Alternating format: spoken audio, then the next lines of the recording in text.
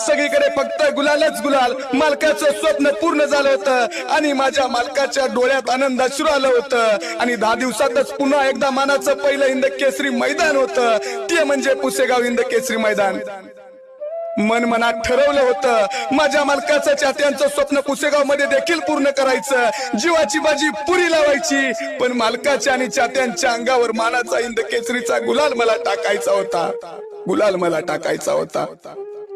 माझ्या मालकाचं आणि या सगळ्या चाहत्यांचं स्वप्न मला पुन्हा एकदा पूर्ण करायचं होतं. हिंद केसरी गुलालाचं स्वप्न पूर्ण करण्यासाठी धाव घ्यायची होती. यावेळी सोबतीला होता सुंदर कॉकटेल, ज्याच्या समोर भले भले फेल होतात. मग काय लाखो बैलगाडा शौकीन, हजारो गाड्या यांनी बैलगाड्याची पंढरी म्हणजे पुसेगाव मैदान सज्ज झालं होतं आणि मैदानाचा थरार चालू झाला.